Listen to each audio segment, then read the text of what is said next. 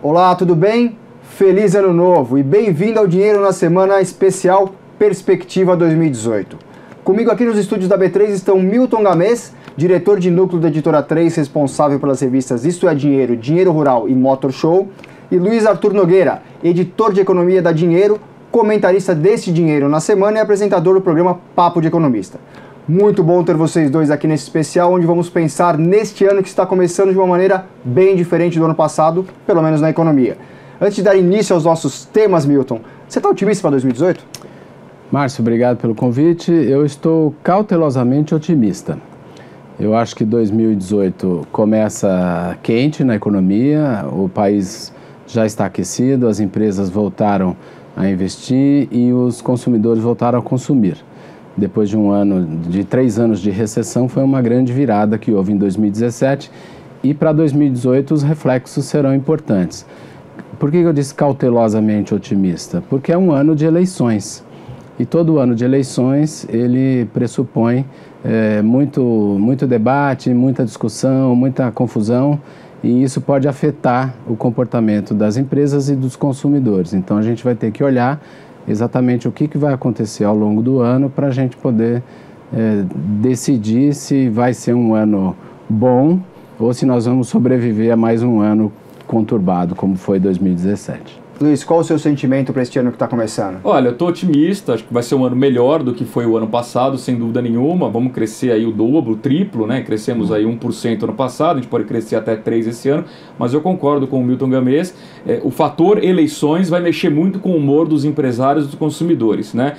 A gente tem o famoso fator futebolístico, que é a Copa do Mundo no meio do ano, então eu acho que quando acabar a Copa do Mundo lá na Rússia, a gente vai cair na realidade aqui da eleição. Aí o ano vai pegar fogo mesmo no segundo semestre. Acho que o primeiro semestre está dado, a gente vem de um fim de ano mais aquecido, os primeiros meses devem ser favoráveis, desemprego caindo lentamente, os juros baixos vão favorecer o consumo, sem dúvida nenhuma.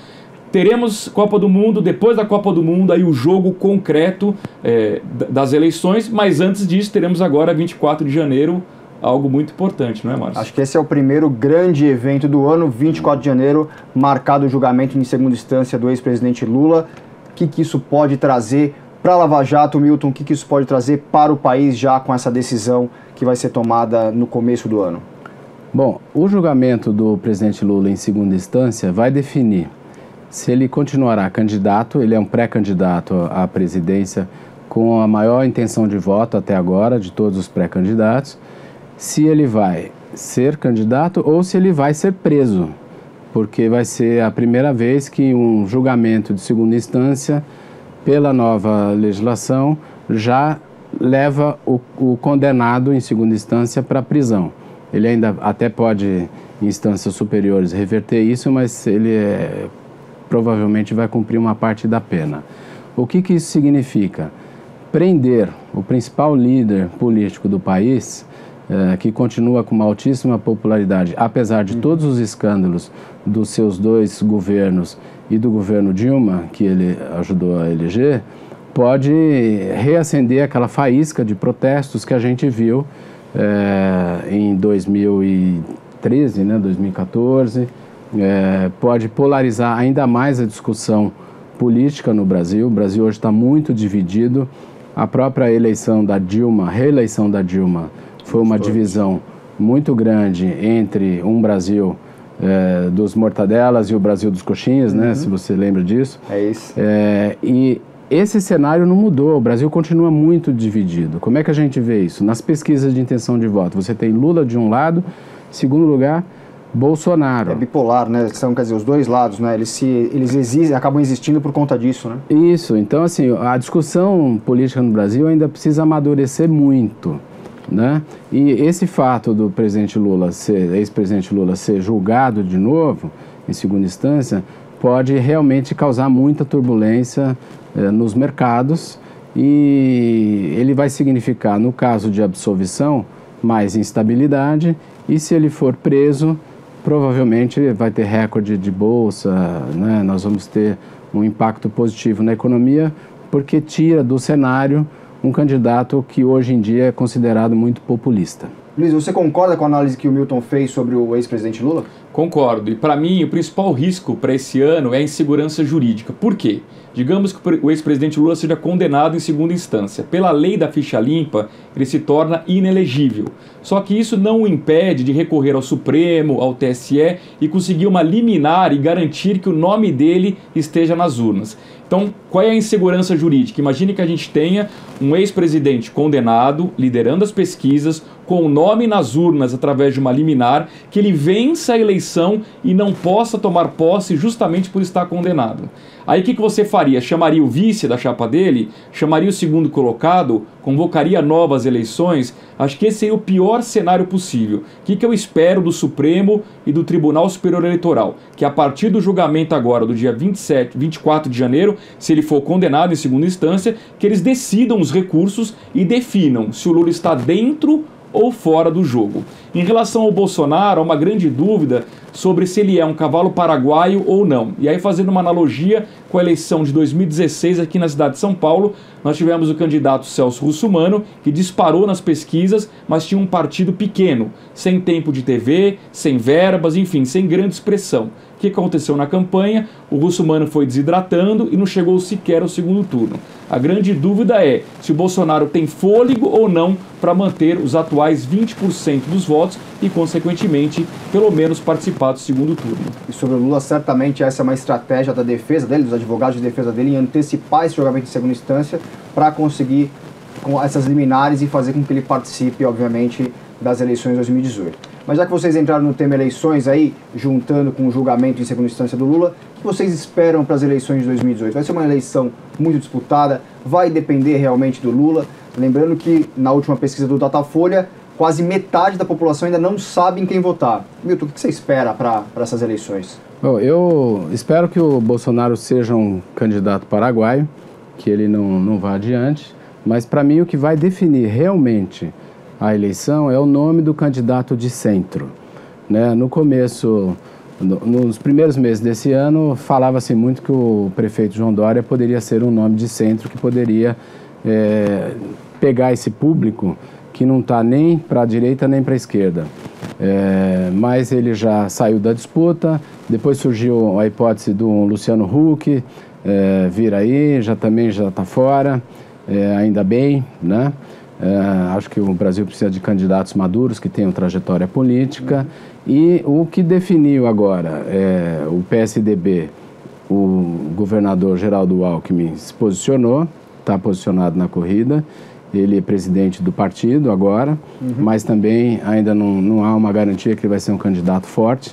O grande problema da candidatura dele é qual é a marca, né, do PSDB nesses anos todos de governo, como é que isso vai aparecer na eleição. E há uma dúvida também com relação ao PMDB.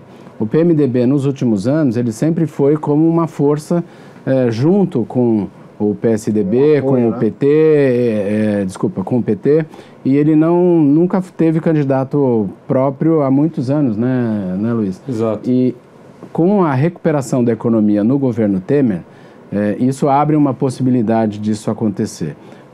Pode até que não surja do PMDB, o candidato do PMDB, mas da base aliada.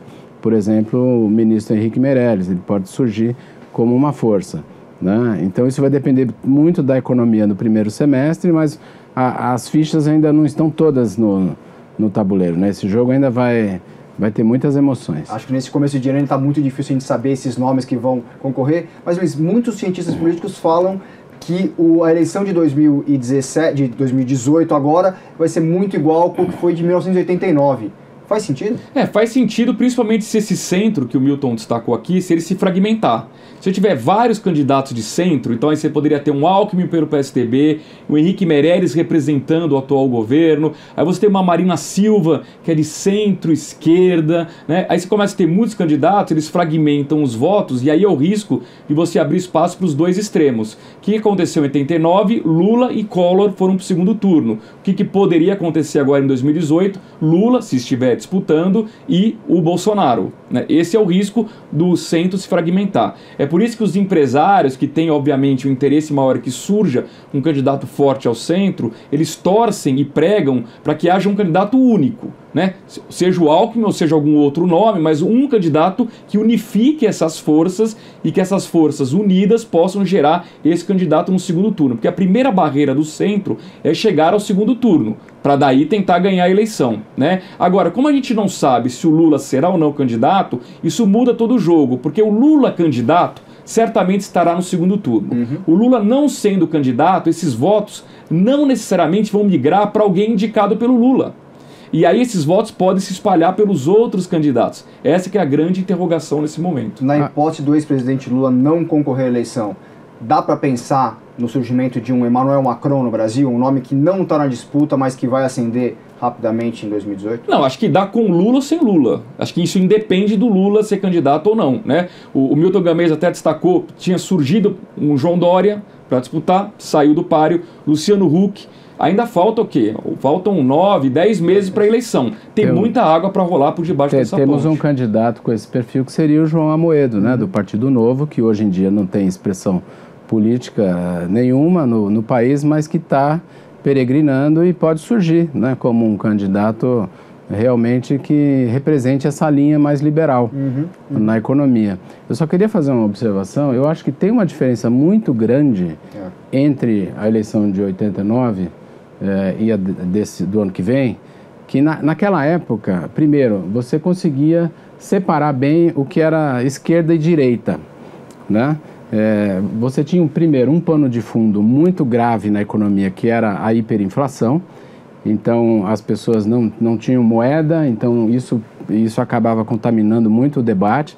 Mas os problemas que nós tínhamos lá, que nós temos hoje, que são os marajás, lembra dos marajás? Que o Collor era o grande caçador dos marajás. Caçador de marajás. Hoje em dia nós não conseguimos caçar os marajás que estão no serviço público.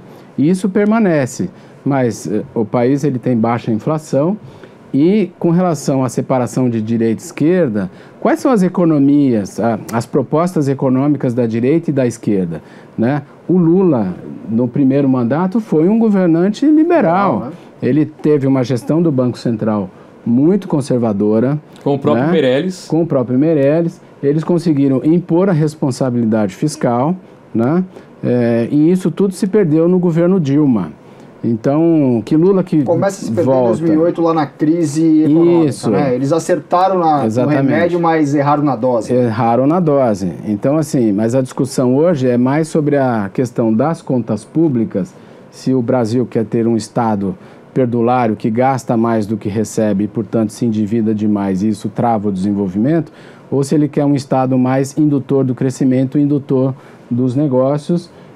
E isso tudo vai permear o debate em 2018. Certamente vai ser, porque até o Bolsonaro vestiu a jaqueta liberal e convidou o Paulo Guedes para ser o seu ministro da Fazenda, né? Obviamente que é prematuro falar se vai ou não acontecer, mas o Bolsonaro escolhendo o liberalismo aí para trabalhar com a população.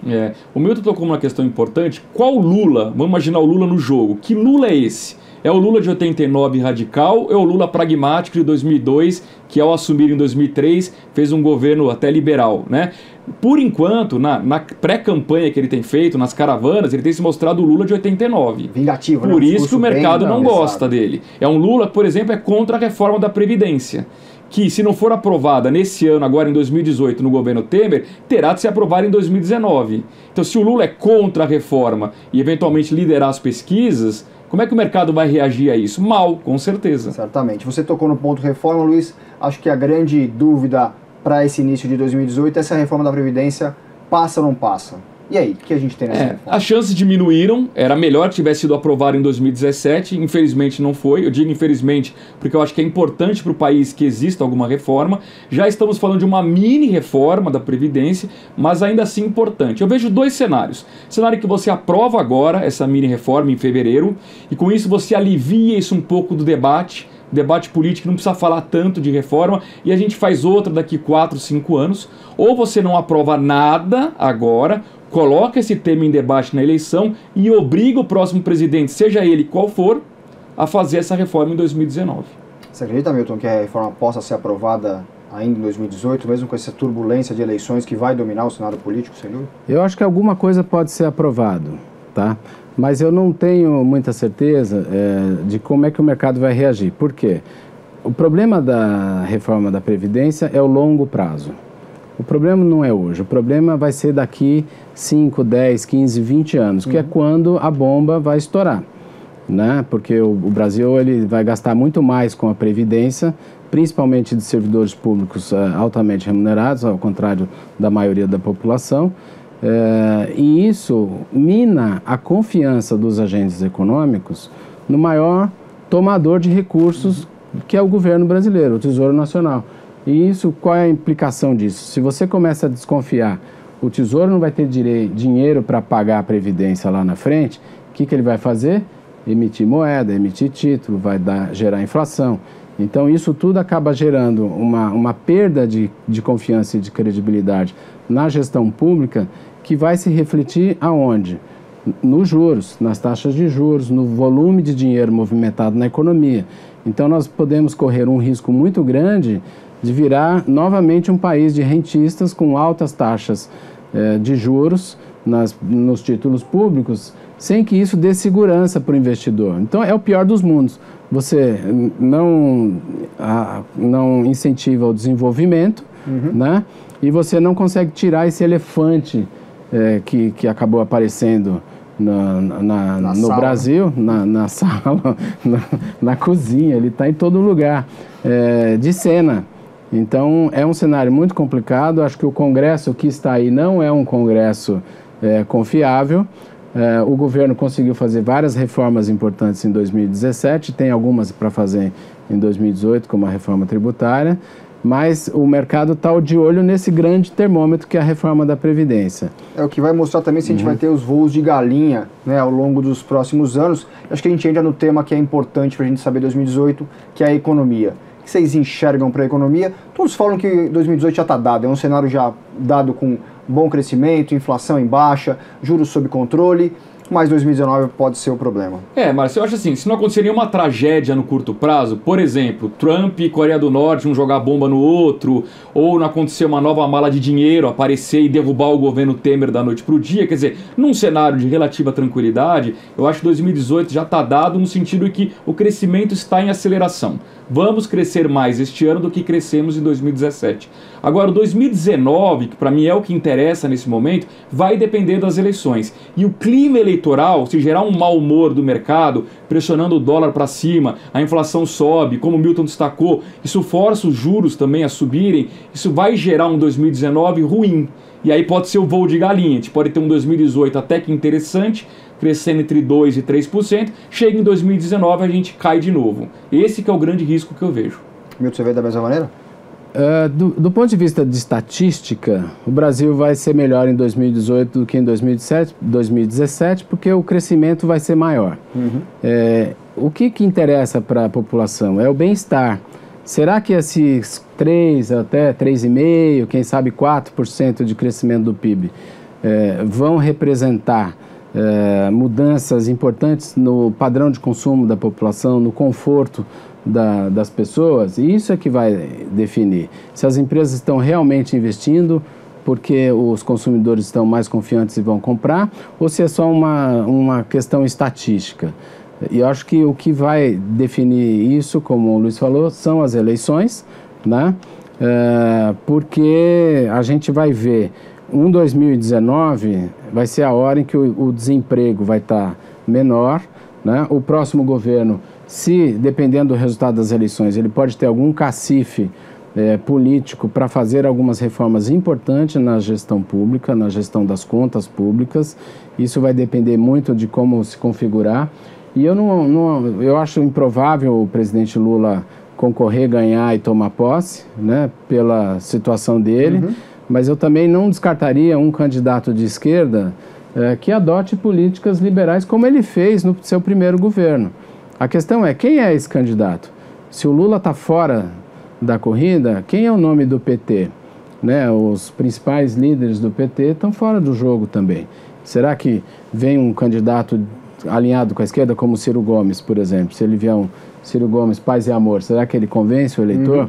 Tenho dúvidas, né? Mas, de qualquer maneira, a economia vai ser melhor, né? O Brasil continua sendo um país com mais de 200 milhões de consumidores, com um papel muito importante na economia nacional. Se não tiver o Rocketman fazendo besteira lá na Coreia do Norte e o presidente dos Estados Unidos respondendo com mais besteira ainda, a tendência é a gente ter um cenário externo favorável.